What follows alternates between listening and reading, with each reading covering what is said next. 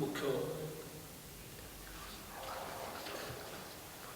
ଆପଣ ସମସ୍ତେ ଜାଣିଛନ୍ତି ରଜନୀ ମହାନ୍ତି ଆପଣଙ୍କୁ ତାର ଉଦ୍ଦେଶ୍ୟ କ'ଣ କହିସାରିଲେଣି।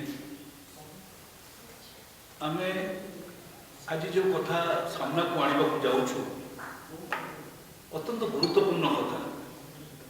ପ୍ରତିଦିନ ଗୋଟେ ପ୍ରତିଦ୍ୱନ୍ଦିତା ଚାଲିଛି ରାଜ୍ୟରେ, ଯେମିତି ଦୁର୍ନୀତି ମୁକ୍ତ ହୋଇଯାଉଛି।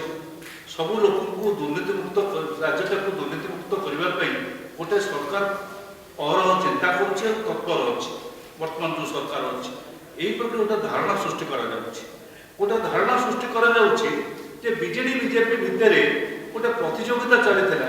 ସେ 10ଟା ଅଫିସର ସେକେଣ୍ଡ କ୍ଲାସ୍ 2 ଅଫିସରକୁ ଗିରଫ କରିଥିଲେ ବା ତାଙ୍କ ବିରୁଦ୍ଧରେ ଆଣିଥିଲେ।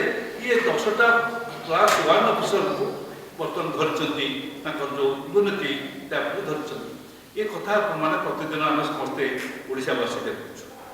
କିନ୍ତୁ ଦୁର୍ଭାଗ୍ୟର କଥା ଆମେ ସମସ୍ତେ ଜାଣିବା ଦରକାର, ଜଣେ ହେଲେ ବି ରାଜନେତା ବିଜୁ ଜନତା ଦଳ ବା ବିଜୁ ଜନତା ଦଳ ସହିତ ସମ୍ପର୍କ ଥିବା ଜଣେ ହିଁ ବ୍ୟକ୍ତି କାହାରିକି ଏପର୍ଯ୍ୟନ୍ତ ଠୋସ୍ ପ୍ରମାଣ ଥିଲେ ମଧ୍ୟ ଭାରତୀୟ ଜନତା ପାର୍ଟିର ଯେଉଁ ସରକାର ଆସିଛି ତାକୁ ତା ଉପରେ କୌଣସି କାର୍ଯ୍ୟାନୁଷ୍ଠାନ ବା ଅନୁସନ୍ଧାନ କରିବାର ଦେଖାଯାଉନି।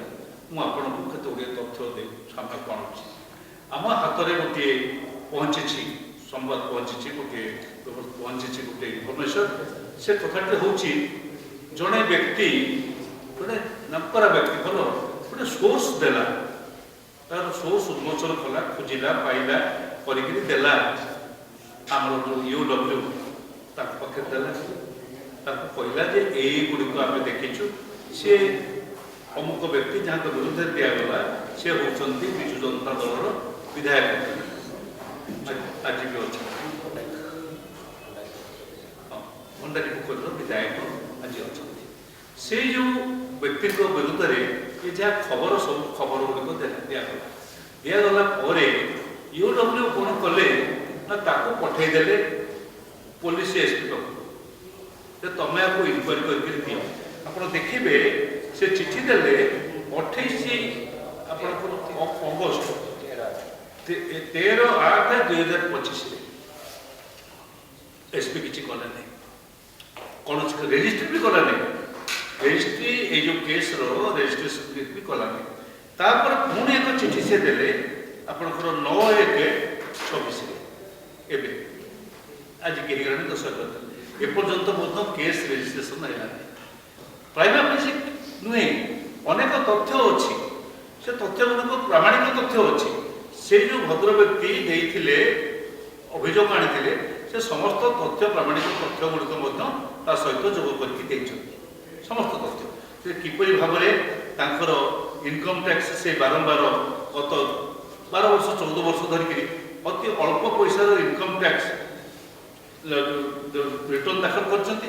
ଅଥଚ ସେଇ ବ୍ୟକ୍ତି ଭଦ୍ର ବ୍ୟକ୍ତିଙ୍କର ଯେଉଁ କମ୍ପାନୀ ବିଭିନ୍ନ ଜାଗାରେ ଦୋକାନ ବଜାର ସବୁ ଯାହା ଖୋଲିଛନ୍ତି ତାଙ୍କର ଯେଉଁ ଆର୍ଥିକ ବ୍ୟବସ୍ଥା ସ୍ଥିତି ଯଥେଷ୍ଟ ଅଧିକ, ମାନେ କୋଟି କୋଟି ଟଙ୍କାର ବ୍ୟବସ୍ଥା ନିଜ ପାଖରେ ରହିଛି। ଅଥଚ ସେ ସମସ୍ତଙ୍କୁ ଦେଖାଇଛନ୍ତି ଯେ ମୋର ଆୟ ହେଉଛି ଏତିକି। ଏ ପ୍ରମାଣ ଗୁଡ଼ିକ ସେ ଯେଉଁ ସୋର୍ସ ଯିଏ ଦେଇଛନ୍ତି, ଯେଉଁ ଭଦ୍ରବ୍ୟକ୍ତି ଦେଇଛନ୍ତି, ପୋଲିସକୁ ଦେଲେ, ଆକୁ ଦେଲେ, UW ଦେଲେ। UW ପୋଲିସ କି ପଠେଇଲା, SP କି ପଠେଇଲା। SP କଲେ ନାହିଁ କି UW ମଧ୍ୟ ତା ଦେହରେ କିଛି କଲାନି। ତେଣୁ ଏସବୁ ଦୃଷ୍ଟିରୁ ଆମେ ଆଜି ସେ କଥା ଗୁଡ଼ିକ ଆପଣ ସାମ୍ନାକୁ ଆଣିବାର ଉଦ୍ଦେଶ୍ୟ ହେଉଛି ଏ ରାଜ୍ୟରେ ବିଜୁ ଜନତା ଦଳ ବିଜେପି ଏକ ଭିତରେ ଯେଉଁ ଅଛି ଗୋଟେ ରହିଛି ଚୁକ୍ତି ରହିଛି, ଅଲିଖିତ ଚୁକ୍ତି ରହିଛି। ସେ ଚୁକ୍ତିଟି ହେଉଛି ତମେ ଆଉ କ'ଣ କରୁଛ କର, ଆମ ରାଜନେତାମାନଙ୍କୁ ଧରିବ ନାହିଁ। ଆମେ ଯେଉଁ ନେତାମାନେ ଆମ ସାଙ୍ଗେ ଯାହାଙ୍କର ସମ୍ପର୍କ ଅଛି ତମେ ଧରିବନି, କାରଣ ଆମେ ତମକୁ ଧରିନଥିଲୁ, ତମେ ଆମକୁ ଧରିବନି। ଏହି ମର୍ମରେ ତାଙ୍କ ଭିତରେ ଗୋଟେ ଚୁକ୍ତି ରହିଛି, ତାର ପ୍ରମାଣ ହେଉଛି ଏ ବ୍ୟବସ୍ଥା।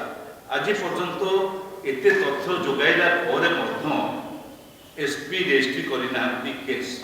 ଆଜି ପର୍ଯ୍ୟନ୍ତ ଏତେ ତଥ୍ୟ ଯୋଗାଇଲା ପରେ ମଧ୍ୟ UW ଯାହାର କାମ ହେଉଛି, କାରଣ ଆ ଉପରେ ମୁଁ ଆପଣମାନଙ୍କୁ କହିଲି ଏ ଭଣ୍ଡାରୀ ପୋଖରୀ ନିର୍ବାଚନ ଉପରେ ମଧ୍ୟ ଗୋଟିଏ କେସ୍ ହେଇଛି, ଇଲେକ୍ସନ କେସ୍ ହେଇଛି, ନିର୍ବାଚନ କେସ୍ ହେଇଛି। ସେଥିରେ ମଧ୍ୟ ଏଇ ଭଦ୍ର ବ୍ୟକ୍ତି ଯିଏ ସେ ଶ୍ରୀଯୁକ୍ତ ମଲ୍ଲିକ ଯେ ଏମଏଲଏ ହେଇଛନ୍ତି ସେ ସତ୍ୟପାଠ କରୁଛନ୍ତି, ଅନେକ ଅସତ୍ୟ ତଥ୍ୟ ଦେଇକରି ମାନେ ତଥ୍ୟ ନାହିଁ ଭୁଲ ତଥ୍ୟ ଦେଇଛନ୍ତି, ତଥ୍ୟ କମେଇକିରି ଦେଇଛନ୍ତି ସବୁ ବ୍ୟବସ୍ଥା ଏବଂ ସେଥିରେ ମଧ୍ୟ ସେ କଥା ମଧ୍ୟ ଉଦ୍ଧାର କରାଯାଉଛି। ସୋ ଦୁଇଟା କେସ୍, ଗୋଟେ ହେଉଛି ପୋଲିସ କେସ୍ ଏ ଯେଉଁ ପଇସା ଆତ୍ମସାତ କରିବା ବା ପଇସା ଆୟ ବହିର୍ଭୁକ୍ତ ସମ୍ପତ୍ତି ଠୁଳ କରିବା କେସ୍, କରପସନ୍ କେସ୍, ଆଉ ଗୋଟିଏ ହେଉଛି ଯେ ସତ୍ୟପାଠ କରିନଥିବା ବା ଭୁଲ ସତ୍ୟପାଠ କରିଥିବା ମକଦ୍ଦମା ଇଲେକ୍ସନ୍ କମିଶନ ପାଖରେ। ସେ ଯେଉଁ ଇଲେକ୍ସନରେ ଛିଡ଼ା ହେଲା ବେଳେ ଆମେ ସମସ୍ତଙ୍କୁ ଯେଉଁ ସତ୍ୟପାଠ କରିଥାଉ ସେ ସତ୍ୟପାଠ ସଠିକ୍ ଭାବରେ କରାଯାଇଥାଏ। ଏ ସବୁ କେସ୍କୁ ଚପେଇ ଦେବା ପାଇଁ ଗୋଟେ ଉଦ୍ୟମ ଚାଲିଛି। ବିଜୁ ଜନତା ଦଳ ବିଜେପି ଭିତରେ এই সমঝোতা ହେଇଛି କି ନାହିଁ ଆମେ ଏ ଚିଠି ଆପଣଙ୍କ ପାଖରେ ତ କହୁଛୁ। ଚିଫ୍ ସେକ୍ରେଟାରୀ ବା ହୋମ୍ ସେକ୍ରେଟାରୀ ଏ ଚିଠିର ହିସାବ କୈଫତ ଦେବେ ରାଜ୍ୟବାସୀ। ଚିଫ୍ ସେକ୍ରେଟାରୀ ହୋମ୍ ସେକ୍ରେଟାରୀ ହେଉଛନ୍ତି ରାଜ୍ୟବାସୀଙ୍କର ଆଡମିନିଷ୍ଟ୍ରେଟିଭ ପ୍ରତିନିଧି। ଆମେ ଏ ଚିଠିର ଦୁଇଟି ଯାକ ଚିଠି ଆପଣଙ୍କ ସାମ୍ନାରେ ଦେଖାଉଛୁ। ଆର ଉତ୍ତର ଚିଫ୍ ସେକ୍ରେଟାରୀ ହୋମ୍ ସେକ୍ରେଟାରୀ ଆପଣମାନଙ୍କୁ ଡାକି ଦିଅନ୍ତୁ বা ପ୍ରେସ୍ ନୋଟ୍ରେ ଯାଇ ଦିଅନ୍ତୁ, ସାରା ରାଜ୍ୟବାସୀଙ୍କୁ ଦେବେ। ଏହା ହିଁ ହେଉଛି ଆମର ଦାବି। ଆମେ ଯାହା ଆଶା କରୁଛୁ ଯଦି ସ୍ୱଚ୍ଛ ଓ ନିର୍ମଳ ଶାସନ ବ୍ୟବସ୍ଥା ଚାଲିବାର ଥାଏ ତାହେଲେ ଏ କଥାଟି କାର୍ଯ୍ୟକାରୀ କରିବେ। ଅଯଥା ଲୋକଙ୍କୁ ଭୁଲେଇବା ପାଇଁ, ଭଣ୍ଡେଇବା ପାଇଁ କି ଉହା ବୁଲେଇବା ପାଇଁ କି ମିଛ କଥା ପ୍ରତିଦିନ ପ୍ରଚାର କରି ଚାଲିଲେ ଲୋକେ ଅଳ୍ପ ଦିନ ଭିତରେ ଏ ସମସ୍ତ କଥା ଧରିଦେବେ। କାରଣ ଏହିପରି ଜଣେ ବ୍ୟକ୍ତିମାନେ ଯେଉଁମାନେ ସୋର୍ସ ଆଣିକି ଦେଉଛନ୍ତି, ଭିତରିଆ ସୋର୍ସ ଖୋଜିକିରି ବାହାର କରୁଛନ୍ତି, ତାଙ୍କୁ ବେଶୀ ଦିନ ହତାଶ ତମେ କରିପାରିବନି, ତାଙ୍କୁ ବେଶୀ ଦିନ ଲୁଚେଇକି ରଖାଯାଇପାରିବନି। ତେଣୁ ସେଇ ଦୃଷ୍ଟିରୁ ଆଜି ଆପଣମାନଙ୍କ ନିକଟରେ ଆମେ ଏହାକୁ ଉପସ୍ଥାପନ କରୁଛୁ। ମୁଁ ରଜନୀ ବାବୁ ଆଉ ଟିକେ ତା ଭିତର ଇଏଟା ବୁଝେଇ ଦେବେ। ପ୍ରଥମ କଥାଟି ହେଉଛି